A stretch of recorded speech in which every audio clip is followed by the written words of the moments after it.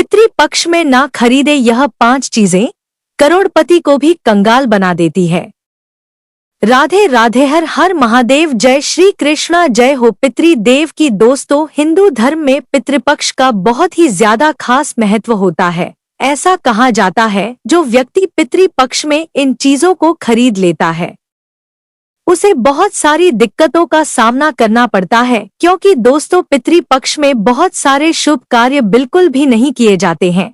तो आपको भी भूलकर भी पितृपक्ष में इन चीजों को नहीं खरीदना चाहिए। और दोस्तों, इस वीडियो में हम आपको बहुत ही महत्वपूर्ण जानकारी देंगे कि पितृपक्ष में वह कौन से कार्य होते हैं जो किसी भी व्यक्ति को नहीं करनी चाहिए, वरना उनके पितरों उनसे नाराज हो जाएंगे और उनके जीवन में उन्हें बहुत सारा कष्ट देंगे। क्योंकि जब हमारे जीवन में पितृ हमसे नाराज हो जाते हैं तो हमें पितृ दोष लग जाता है, जिस वजह से हमें अपने जीवन में हर प्रकार की परेशानी का सामना करना पड़ता है। और दोस्तों, अगर हमारे जीवन में पितृ दोष लग गया तो हमारे बने बनाए काम भी बिगड़ जाते हैं। अगर आप चाहते हैं कि आपके पितृ आपसे प्रसन्न हुए और वह आपसे नाराज ना हो, तो आपको श्राद्ध के दिनों में, पितृपक्ष के दिनों में अपने पितरों के निमित्त पिंडदान तो अवश्य ही करना चाहिए, जिससे आपकी पितृपक्ष आपसे खुश रहे और उनको तृप्ति मिल सके। ऐसा कहा जाता है कि पितृपक्ष के दौरान हमारे जो मृत पूर्वज होते हैं वह पितृलोक से हमसे मिलने के लिए धरती पर आते हैं और अपने परिजनों के बीच में रहकर वह अन्न और जल को बड़े ही प्रेम से ग्रहण करते हैं। पितृपक्ष की महत्वपूर्ण बातें बताते हुए स्वयं भगवान श्री कृष्ण ने भी कहा था कि पितृदेव हमारे घर में देवता के रूप में आते हैं, जो हमारे घर की रक्षा किसी कवच के समान करते हैं। ऐसे में जिन घरों में स्वयं पितृदेव खुश रहते हैं, ना उस घर पर कभी भी कोई संकट भूलकर भी नहीं आता है, क्योंकि वह संकट आने से पहले ही पितृदेव उसे खुद के ऊपर हर लेते हैं।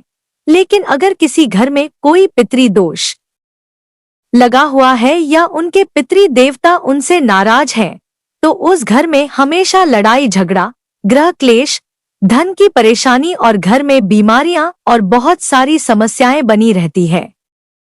ऐसे घर में कुछ भी कभी भी मंगल नहीं होता है। और यह जो पितृपक्ष के 16 दिन होते हैं वह अपने पितरों को खुश करने के लिए ही होते हैं।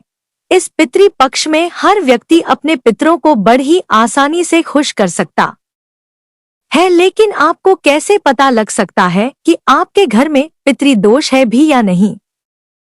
तो दोस्तों, आज की इस वीडियो में हम इसी विषय में आपको बताएंगे, साथ ही आपको यह भी बताएंगे कि कैसे आप पता लगा सकते हैं कि आपके घर में पितृदोष है या नहीं, किस तरीके से आपको लक्षण दिखाई देंगे, साथ ही क्या क्या उपाय आपको करने होंगे। इस वीडियो में हम आपको पूरी जानकारी देंगे। साथ ही हम आपको एक ऐसा कार्य भी बताएंगे जिसे आपको पितृपक्ष में जरूर ही करना चाहिए। अगर आप यह कार्य नहीं करते हैं तो आपके पितृदेवता आपसे बहुत ज्यादा नाराज हो जाते हैं, जिस वजह से आपके घर में कंगाली छा जाती है। आपके घर परिवार में संकट आ जाता है, आपके जीवन की खुशियों को किसी की नजर लग जाती है। दोस्तों, सबसे पहले हम आपको बता दें, यह जो भी जानकारी है हम आपको बताने वाले हैं, इसका उल्लेख शिव महापुराण में बड़े ही विस्तार से किया गया है। बस हम आपके सामने इसे आसान भाषा में रख रहे हैं। तो आइए जानते हैं इसे विस्तार से। श्राद्ध पक्ष यानी जो यह पितृपक्ष की जब शुरुआत होती है, तो जो भी हमारे पितृदेवता होते हैं या फिर जो हमारे पितृ होते हैं, जिन्हें हम पूर्वज भी कहते हैं, इन्हें पितृलोक से मृत्यु लोक में भेजा जाता है और यह सर्वप्रथम हमारे घर में ही आते हैं। तो जो यह श्राद्ध पक्ष की शुरुआत हो रही है वह 17 सितंबर यानी कि मंगलवार से हो रही है और इसका समापन 2 अक्टूबर को हो जाएगा। और इसी बीच में आपकी सारी तिथि आ जाएंगे, जैसे द्वितीय, तृतीय, चतुर्थी, पंचमी, प्रदोष, एकादशी, सब कुछ आ जाएगा। ऐसे में जिन दिनों में आपके पितृ इस दुनिया को छोड़कर गए थे, उसी दिन पर आपको उनके बड़ी ही सच्ची श्रद्धा से श्राद्ध करना है। अगर आपको तिथियां पता नहीं है तो आप इसे अमावस्या के दिन भी कर सकते हैं। तो इन सब में सबसे पहले हम आपको बताएंगे कि इन 16 दिनों में ऐसी कौन सी गलतियां होती हैं जो नहीं करनी चाहिए और कौन से उपाय हैं जो आपको अवश्य ही करनी चाहिए, जिससे आपके पितृ देवता आपसे खुश रहेंगे और आपके हर एक परिवार के सदस्य की उन्नति होती रहेगी और आपके ऊपर पितरों का आशीर्वाद सदैव बना रहेगा। क्योंकि दोस्तों, यह पूरा खेल पितृदोष का ही होता है। आप सभी को बता दें कि पितृपक्ष के इन दिनों में कुछ खास कार्य करने की मनाही होती है, यानी यह कार्य पितृपक्ष में करने वर्जित माने जाते हैं। अगर आप गलती से भी इन कार्यों को कर देते हो तो आपसे पितृ नाराज हो सकते हैं, जिससे आपको बुरे परिणामों का सामना करना पड़ सकता है और आपका जीवन दुर्भाग्य में बदल सकता है। दोस्तों, इस वीडियो में मैं आपको बताऊंगी कि पितृपक्ष का महत्व क्या है और पितृपक्ष में कौन से कार्य भूलकर भी नहीं करने चाहिए। पितृपक्ष के दौरान हमें कुछ नियमों का पालन करना आवश्यक ही करना चाहिए, जैसे पितृपक्ष के दौरान भूलकर भी दाढ़ी के बाल नहीं कटवाने चाहिए, बड़े बुजुर्गों से बहस नहीं करनी चाहिए। इसके साथ ही कुछ ऐसी वस्तुएं भी होती है जिनको पितृपक्ष के दौरान भूलकर भी नहीं खरीदना चाहिए, क्योंकि यह बिल्कुल भी सही नहीं माना जाता है। चीजों को खरीदने से पितृ नाराज हो जाते हैं। चलिए जान लेते हैं उन वस्तुओं के बारे में, लेकिन उससे पहले आप सभी से हाथ जोड़कर रिक्वेस्ट है कि अगर आपने अभी तक वीडियो को लाइक नहीं किया तो वीडियो को लाइक करके चैनल को सब्सक्राइब करके पास वाले बेल आइकन को जरूर दबा देना, ताकि आने वाली वीडियो का नोटिफिकेशन आपके पास पहुंच जाए। और अगर आप भी अपने पितरों से प्रेम करते हो तो कमेंट बॉक्स में जय पितृदेव अवश्य लिखना। और दोस्तों, इस वीडियो को अपने दोस्तों के पास भी जरूर शेयर करना, ताकि वह जानकारी से वंचित ना रह पाए। चलिए बिना देरी के वीडियो शुरू करते हैं। पितृपक्ष के दौरान नमक का दान करना बड़ा ही महत्वपूर्ण माना जाता है। इस दौरान नमक का दान आप कर सकते हैं, लेकिन आपको पितृपक्ष के दौरान नमक को भूलकर भी नहीं खरीदना चाहिए। इस समय नमक को खरीदना बहुत ही ज्यादा अशुभ माना जाता है। श्राद्ध शुरू होने से पहले आपको अपने घर में नमक खरीद कर रख लेना चाहिए। पितृपक्ष के दौरान नमक खरीदने से हमारे घर में लगातार बीमारियों का घर बन जाता है। सरसों का तेल, अगर आप पितृपक्ष के दौरान सरसों का तेल खरीदते हैं तो पितरों के साथ ही शनि देव भी आपसे बहुत ज्यादा क्रोधित हो जाते हैं। इसीलिए गलती से भी आपको सरसों का तेल पितृपक्ष के दौरान नहीं खरीदना चाहिए। आप तो जानते ही हैं, जब शनिदेव किसी से क्रोधित हो जाते हैं तो उस व्यक्ति की क्या दशा कर देते हैं। इसको भी पितृपक्ष शुरू होने से पहले ही आपको अपने घर में खरीद कर रख लेना चाहिए।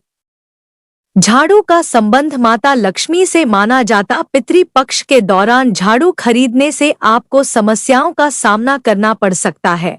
खासकर आपकी आर्थिक स्थिति पर बहुत ही ज्यादा अशुभ प्रभाव पड़ेगा। इसीलिए श्राद्ध पक्ष के दौरान झाड़ू खरीदने की गलती आपको भूलकर भी नहीं करनी चाहिए।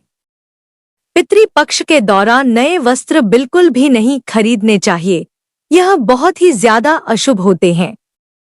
जब हम अपने पितरों को याद करते हैं और सात्विक जीवन जीते हैं तो गलती से भी उस दौरान आपको नए वस्त्र और आभूषण खरीदने से बचना चाहिए। इस अवधि में ज्यादा साज सज्जा करने की बजाय सात्विक रहने से पितृदेव हमसे बहुत ही ज्यादा प्रसन्न रहते हैं। पितृपक्ष के दौरान वाहन और भूमि भवन 15-16 दिनों में आपको बिल्कुल भी नहीं खरीदना चाहिए। गलती से भी आप ऐसा कर लेते हैं तो इसके गंभीर परिणाम आपको भुगतने पड़ सकते हैं। इस दौरान भूमि या वाहन की खरीदारी करने से फायदे की जगह आपको नुकसान उठाना भी पड़ सकता है। चलिए अब जानते हैं पितृपक्ष में किन चीजों को खरीदना होता है शुभ। काले तिल। पितृपक्ष में काले तिल को बहुत ही ज्यादा शुभ माना जाता है। ऐसे में इन दिनों में अगर आप काले तिल को खरीद लेते हैं या इसका दान कर देते हैं तो आपको बहुत ही ज्यादा शुभ परिणाम देखने को मिलते हैं। पितृपक्ष में जीरे की खरीदारी करना बहुत ही ज्यादा शुभ होता है। धार्मिक दृष्टि से जीरे को सोना माना जाता है। पितृपक्ष में इसे घर लाने से या दान करने से हमारे धन में लगातार वृद्धि होती रहती है। श्राद्ध कर्म में कच्चे चावल का इस्तेमाल किया जाता है। इन्हें चांदी के समान माना जाता है। ऐसे में इन दिनों में चावल घर पर लाना बहुत ही ज्यादा शुभ होता है। इससे हमारे जीवन की परेशानियां दूर होती हैं। चमेली का तेल। शास्त्रों के अनुसार कहा जाता है कि अगर पितरों को चमेली का तेल अर्पित किया जाए तो वह इससे तृप्त हो जाते हैं। ऐसे में पितृपक्ष के दौरान चमेली के तेल को घर में लाना या दान करना हमारे लिए बहुत ही शुभ परिणाम देने वाला होता है। नए कपड़े।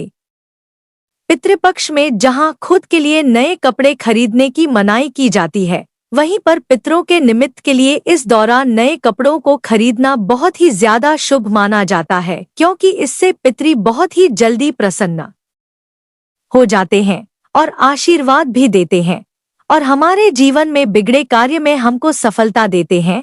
लेकिन ध्यान रखना कि इस दौरान खरीदे गए कपड़ों को ब्राह्मणों को दान कर दे, खुद का इस्तेमाल भूलकर भी नहीं करें।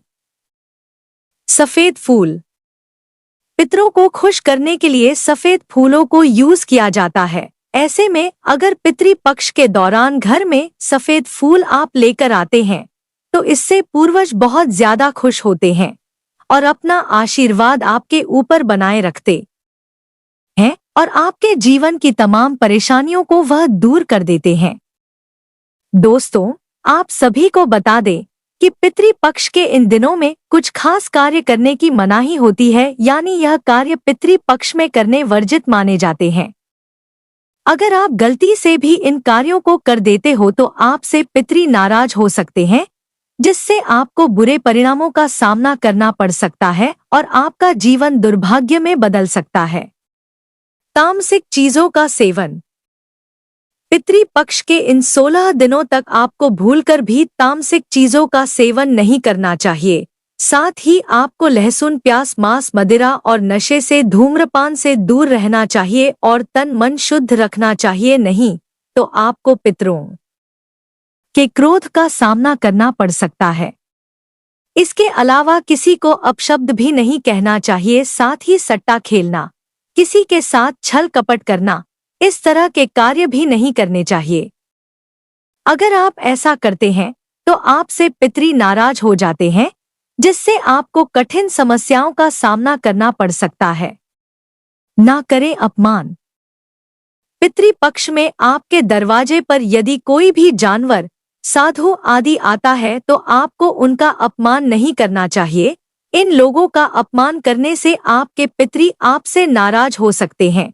साथ ही घर की चौखट पर यदि कोई गाय, कुत्ता, भिखारी आता है तो उनका अपमान भी ना करें, बल्कि आपको उन्हें श्रद्धापूर्वक भोजन कराना चाहिए।